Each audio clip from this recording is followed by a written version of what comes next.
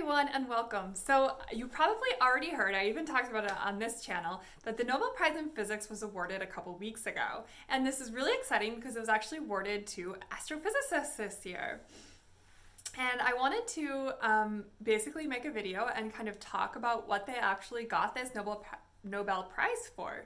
And it was actually related to black holes, which are super cool and a really exciting astrophysical phenomenon. Now, I must clarify that I am not an expert in black holes, but we're not here to be experts. We're just here to learn something. So just a little bit of background about the Nobel Prize.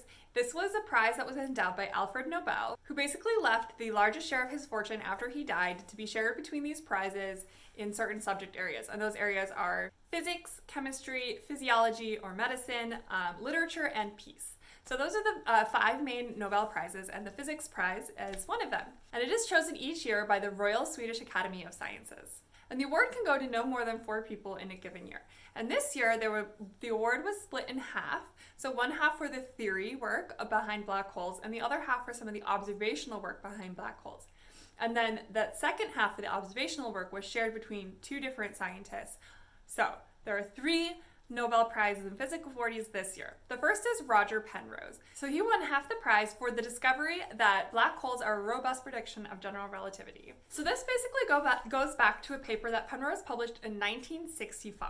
This paper has been cited 961 times up to the present day and is still being cited now in 2020. So it was a very monumentally important paper. Basically, Einstein's theory of general relativity predicted that there could be a gravitational collapse that would just keep collapsing in on itself until you reached a point of infinite density, or what is called a singularity. And that there would actually be a point where no one outside could see anything inside, and we call this the Schwarzschild radius. However, this was kind of seen as an absurd prediction, and in fact, in some ways a failure of general relativity, that it would predict such a strange and kind of impossible object. And so a lot of scientists at the time thought that there must be some mechanism that would prevent this from ever actually happening.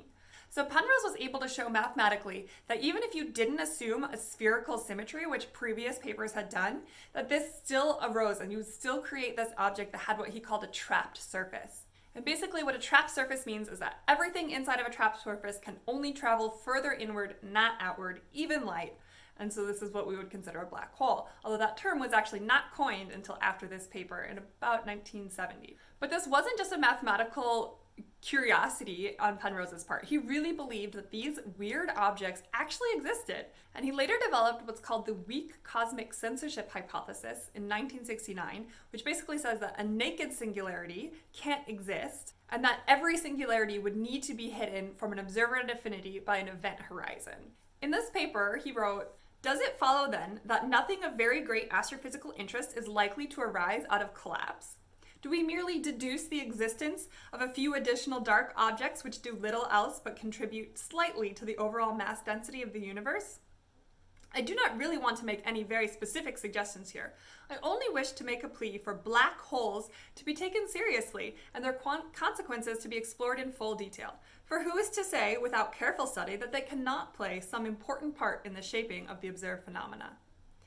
And of course, he was absolutely correct. Black holes do play a really important part, and they are astrophysical objects of great interest. And much of Penrose's black hole work, although not the papers I've cited here, was done with Stephen Hawking, who is considered one of the leading black hole theorists for most of his career.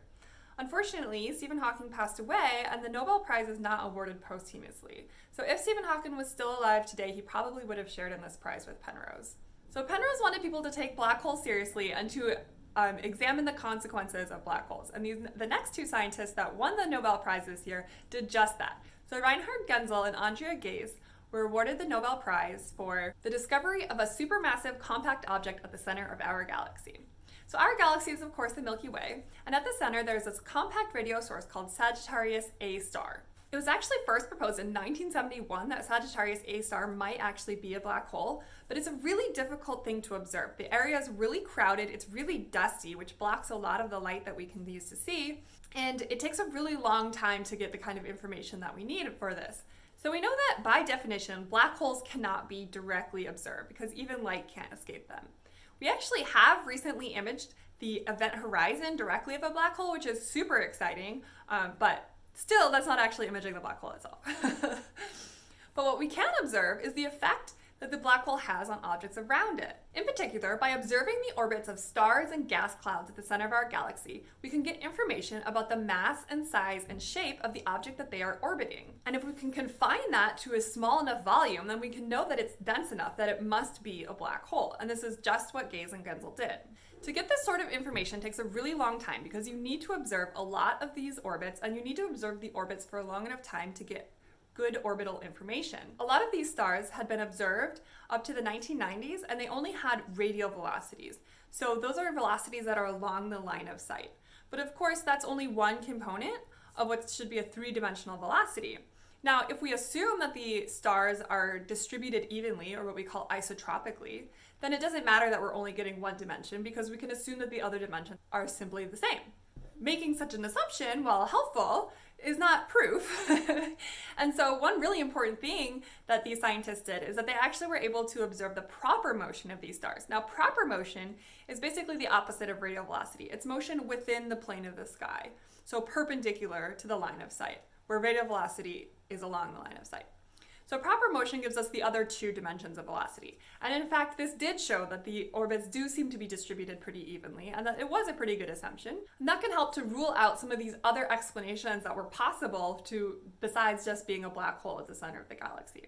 So as we get more and more evidence that these other things are not possible, and that the black hole is possible, it becomes more and more favorable for it to be a black hole. But even if these alternatives are a very small possibility, well, the universe is a really, really big place, and so even things with a very small possibility can happen, and so we couldn't definitively say that it was a black hole. And basically, Genzel and Ghez both led teams that made so many observations and gathered so much proof that we really now know for sure that it is a black hole, in fact, at the center of our galaxy. And this includes one really amazing star that has a really elliptical orbit, so it's not circular at all, and so it passes very close to the black hole, only about 17 light hours away at its pericenter. Pericenter is just the closest point of approach of its orbit. And it actually went through its pericenter in 2018, and both teams were able to observe strange relativistic effects from the expected black hole in the orbit of this star, which is called S2.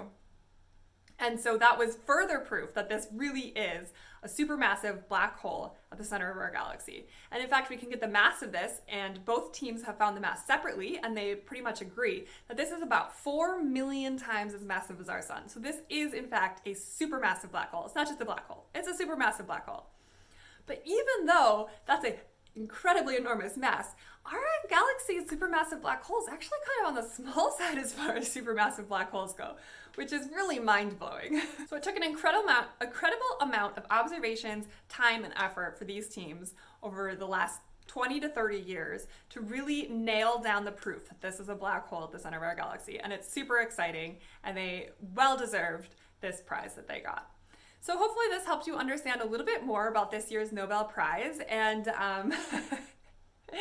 if you're interested in learning more about space, you can subscribe to my channel, and I put out videos every week talking about cool space stuff, as well as a video every week talking about current news in space and astronomy. So thanks for tuning in, and I hope I'll see you again soon. Bye!